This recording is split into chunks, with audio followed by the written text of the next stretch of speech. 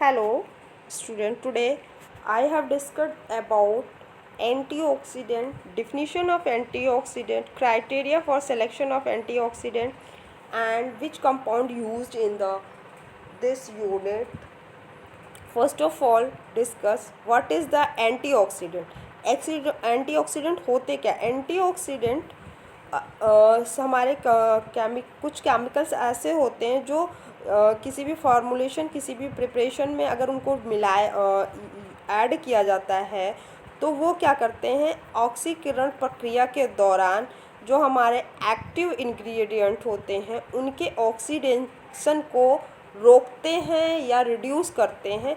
वो सब्सटेंस हमारे एंटीऑक्सीडेंट कहलाते हैं।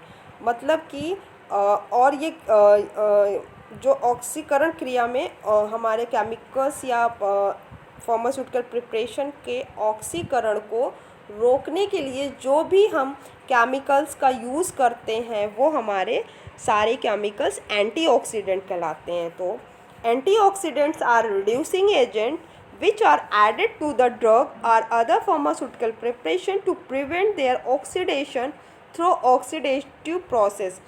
सेकेंड क्या है, द ऑक्सीडेंट्स यूजुअली क्या करते हैं, खुद ऑक्सीडाइज हो जाते हैं और जो हमारे फॉर्मुलेशन में एक्टिव कंपाउंड होते हैं उनके ऑक्सीडेशन को रोकते हैं।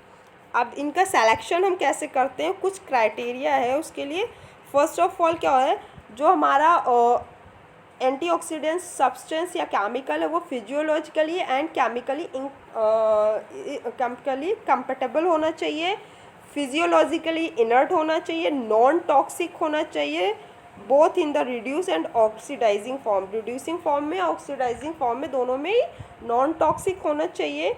और ये हमारे फॉर्मुलेशन की सॉल्युबिलिटी में कोई प्रॉब्लम नहीं क्रिएट करना चाहिए। एंड इसका जो लो कंसंट्रेशन में जो अगर हम यूज़ करते हैं तो इफ़ेक्ट, इसका जो प्रभाव होना चाहिए वो ज़्यादा अच्छा होना चाहिए और हमारे फॉर्मुलेशन की स्टेबिलिटी, ड्यूरेबिलिटी जो है उस पर भी कोई प्रभाव नहीं डालना चाहिए और ये सेफ़ और नॉन टॉक्सिक होना चाहिए। मैकेनिज्म ऑफ एंटीऑक्सीडेंट, जो एंटीऑक्सीडेंट्स होते हैं वो हमारे ऑक्सीडेशन, रिडक्शन या रिडॉक्स रिएक्शन पे बेस्ड होते हैं और ये क्या करते हैं, ये सेल्फ ऑक्सीडाइज्ड होके हमारे फॉर्मुलेशन के ऑक्सीडेशन को रोकते हैं।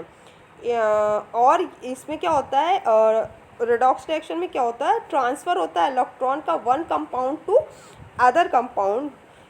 देयरफॉर ये क्या करते हैं, लॉस या तो लॉस होता है इसमें या गेन करते हैं इलेक्ट्रॉन का और बैलेंस करते हैं ऑक्सीडेशन स्टेट के बोथ साइड्स ऑफ रिएक्शन के। This is the mechanism. And अब आते हैं ऑफिशियल इनऑर्गेनिक एंटीऑक्सीडेंट। कौन कौन से एंटीऑक्सीडेंट हम पढ़ेंगे जो कि हमारे सिलेबस में है। फर्स्ट ऑफ ऑल है hypophosphorous acid, sulphur dioxide, sodium bisulphide, sodium metabisulphide, sodium thiosulphate, sodium nitrite and nitrogen. तो हम इसमें फर्स्ट ऑफ ऑल पढ़ेंगे हाइपोफॉस्फोरस एसिड। इसमें हम पढ़ेंगे इसका मॉलिक्यूलर वेट क्या होता है। इसका मॉलिक्यूलर वेट 66 होता है। मॉलिक्यूलर फार्मूले से हम मॉलिक्यूलर वेट निकाल सकते हैं। सबका एटॉमिक नंबर, एटॉमिक वेट रख के इसको सबको जोड़ देते हैं। H3PO2 इसका मॉलिक्यूलर फार्मूला होता है। अब मेथड क्या, प्रिपरेशन, हम क्या करते हैं, जो कैल्शियम हाइपोफॉस्फाइड को सल्फ्यूरिक एसिड के साथ रिएक्ट कराते हैं तो हमें हाइपोफॉस्फोरस एसिड और कैल्शियम सल्फेट मिलता है। सेकंड आते हैं नेक्स्ट प्रॉपर्टी पे। इसकी फिजिकल प्रॉपर्टी देखते हैं। तो फिजिकल प्रॉपर्टी क्या होती है, जो हमारा हाइपोफॉस्फोरस एसिड होती है वो कलरलेस और स्लाइट येलो कलर की लिक्विड होती है। इसका ये ऑर्डरलेस होती है और ये मिसबिल होती है वाटर, अल्कोहल और ईथर में। और इसका अगर एक्वा सोल्यूशन हम बनाते हैं तो वो स्ट्रॉन्ग बेसिक नेचर होता है। केमिकल प्रॉपर्टी, अगर हम हाइपोफॉस्फोरस एसिड को क्लोरीन से रिएक्ट कराते हैं तो H3PO4 और हाइड्रोक्लोरिक एसिड बनता है। एंड हाइपोफॉस्फोरस एसिड क्या करता है, आयोडीन को आयोडाइड में रिड्यूस करता है। used as antioxidant, used as also as an antioxidant, and for the preparation of ferrous iodide syrup, as a preservative, as a reducing agent, as a nutrient formulation, and also used in the nerve tonic. And storage पे आते हैं तो it is stored in well closed container and kept in cool places, and it should be incompatible with strong oxidizing agent like nitrate, permanganate, mercuric, silver, lead, etc. Next आते हैं sulphur dioxide. Sulphur dioxide it is gaseous antioxidant. इसका molecular weight होता है 64.06. Molecular formula sulphur dioxide SO2. Method of preparation, किसी भी sulphur dioxide बनाने के लिए हम अगर सल्फर को एयर या ऑक्सीजन की प्रेजेंस में गर्म करते हैं, जलाते हैं, तो SO2 का निर्माण होता है.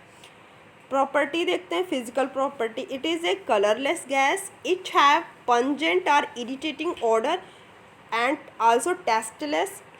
डिज़ोल्व होती वाटर एंड अल्कोहल में. एसिडिक नेचर होता है और नॉन इन्फ्लामेबल होती है, गैस होती है.